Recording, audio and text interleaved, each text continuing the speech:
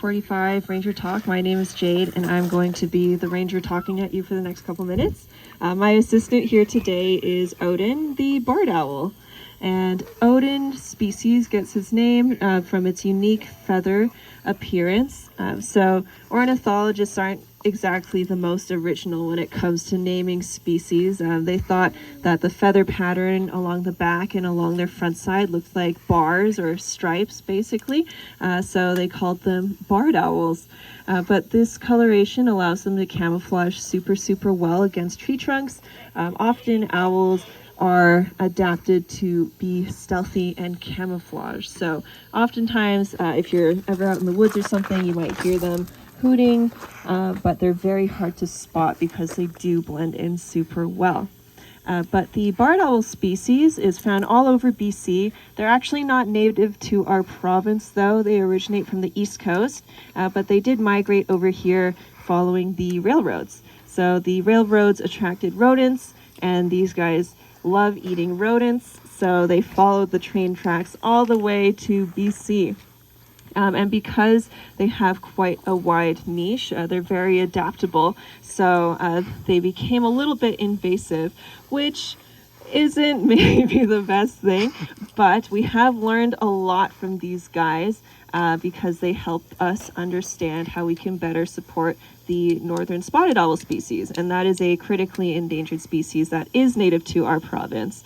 So the northern spotted owl species and the barred owls are very similar behaviorally and physically. So we use barred owls as study objects so we can try to better understand how we can help save the northern spotted owls.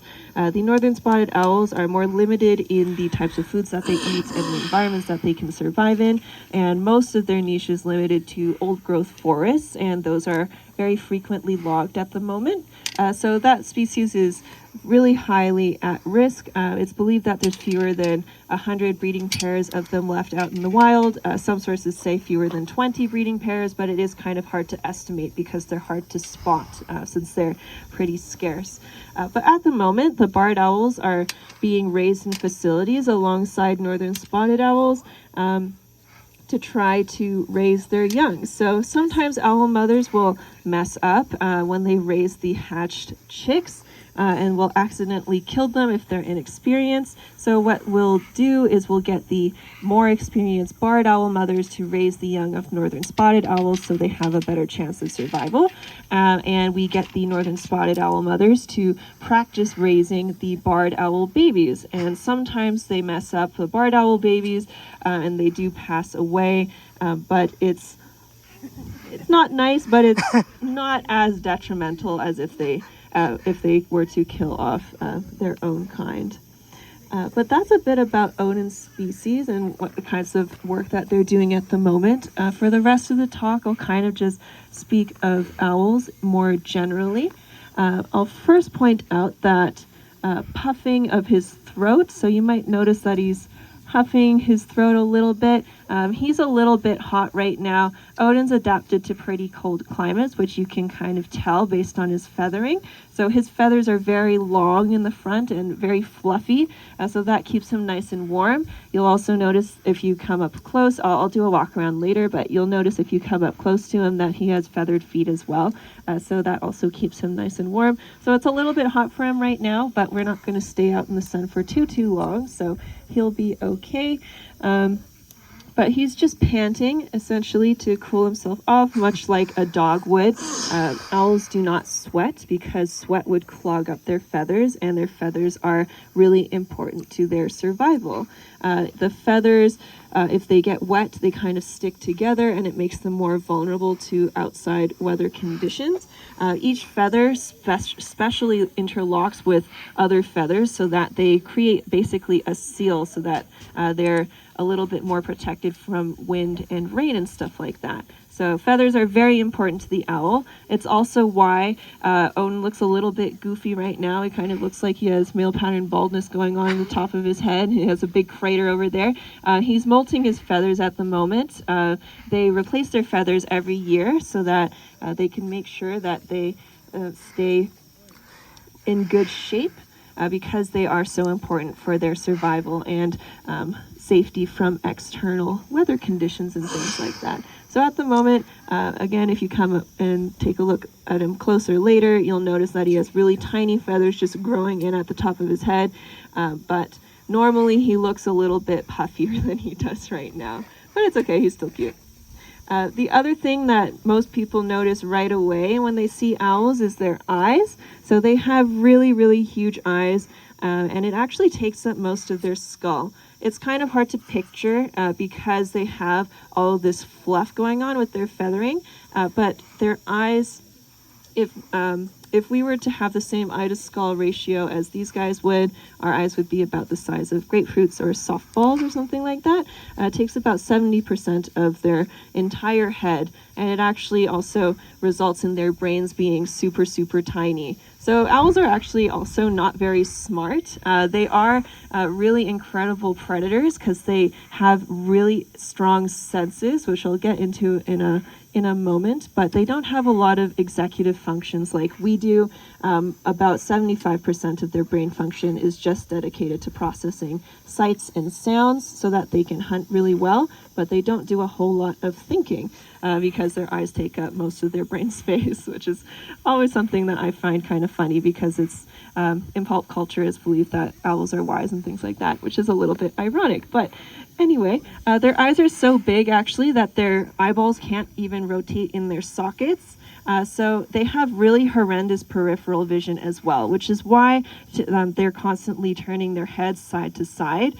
So basically, they make up for their lack of peripheral vision with a really mobile neck. They have about 14, I believe it's 14 vertebrae in their neck, and we have 7. They're much smaller, so the 14 allows them to be really, really mobile. Each vertebrae in their neck stacked on top of each other allows them to flex just a little bit more, so they have a range of about 270 degrees in both directions. Not 360, because their heads would fall off, but 270 is still quite impressive, if I do say so myself. But this range allows them to protect themselves in their trees. If they're ever up high, they can see whatever is behind them and to their sides, just so they can really be able to defend their perch. It also allows them to spot their prey. If weather conditions are right, sometimes they can see things very clearly from about a mile away. So they have really incredible vision. The largeness of their eyes allows them to process tons of visual cues. So lots of light waves enter their eyeballs so that they can see really easily. The darkness of his eyes also helps us indicate or helps us understand what time of the day that he's gonna cough a pellet. There we go.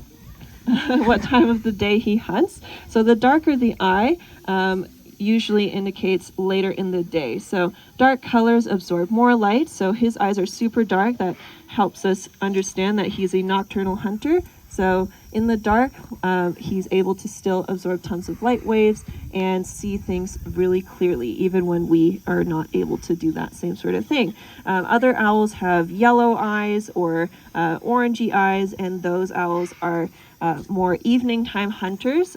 So their eye color helps reflect when they like to hunt. But being a nocturnal hunter does not necessarily mean that they sleep throughout the entire day. If they were to sleep throughout the entire day, it would be a risk to them. So what they'll do is they'll basically nap and then intermittently wake up so that they can make sure their surroundings are safe. But back to their hunting strategy. So they use their eyes to track down their prey, but their first predatory mechanism is actually their hearing. So they're actually able to hear things, hear a mouse's heartbeat sometimes from about 20 or 30 feet away, which is really a really acute hearing. So he most likely can hear all of our hearts beating. It's really noisy for him all the time, which is also partially why he's constantly turning his head. He has a really unique feature, which is a facial disc. It's that stiff ridge of feathers that frames his face. Because he's molting, it's a little bit harder to see, but if you look at the picture towards my right hand side, you'll notice that Cleo the barn owl also has this facial disc, and it's a bit more heart-shaped, but essentially the facial disc helps channel sound waves into their ear canals. So the facial disc can help filter out sound waves that are unwanted, but it also helps amplify ones that are wanted. So if they're facing the sound straight on, the sound waves will hit the front of their face and channel through their facial disc into their ear canals, which are located directly beneath the facial disc.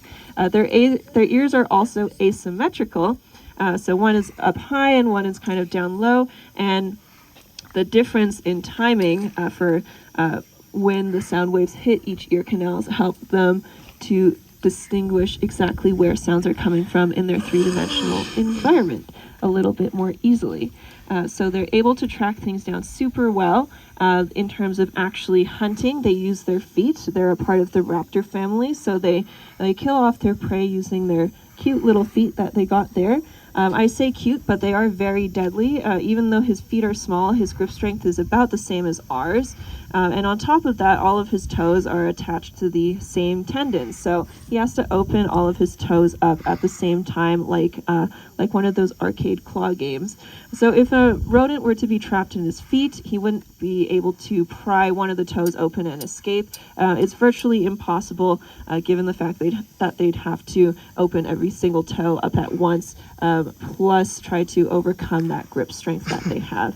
Owls are such fantastic predators that certain owl species can actually also hunt things twice their own size. So the great horned owl species, which is actually local to our mountain ecosystem, is known for hunting things like skunks and porcupines and raccoons, and they're only about 4 pounds in weight. And so they can hunt things twice their own size, which is pretty spectacular. But Odin is not quite that large. He's only about 1.5 pounds, which sometimes people are surprised to see because he looks rather hefty.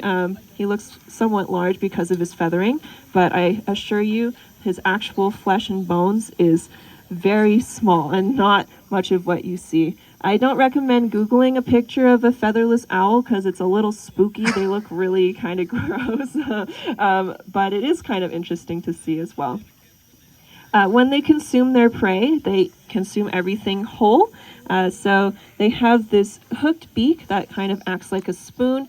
Sometimes they'll rip their prey into smaller pieces, so it's a little bit easier to get down their throats, but they'll eat everything whole, so bones and fur and all. But they have several stomach compartments, which allows them to separate out nutritional parts from the less nutritional parts. So the first part of their stomach will filter out the flesh and the blood and all sorts of things that is good for them to eat, and that will transfer into their second stomach, but the fur and the bones will stay in that first compartment. And what will happen is all the fur and the bones will be compressed up into a pellet, much like the one that you saw him spit out not too long ago, and you can actually see all the bones and everything still intact if you were to dissect one. Oftentimes, owl pellets are dissected in elementary or high school just as a fun little science experiment. They are pretty cool because they act as basically like a puzzle. You can basically reassemble the entire skeletons of whatever the owls have eaten, which is kind of freaky, but also kind of cool if you're nerdy like I am. So I kind of enjoy the owl pellet thing. It's also really important for ornithologists to look at pellets because it helps them understand exactly what the owls are eating to make sure that they're getting all the things that they are supposed to be eating. But yeah, I think I'll leave it off there. If you guys have any other questions, feel free to come ask. I'll do a bit of a walk around so you can see Odin up close. You can take pictures of him or with him if you want. But other than that, thank you guys so much for listening.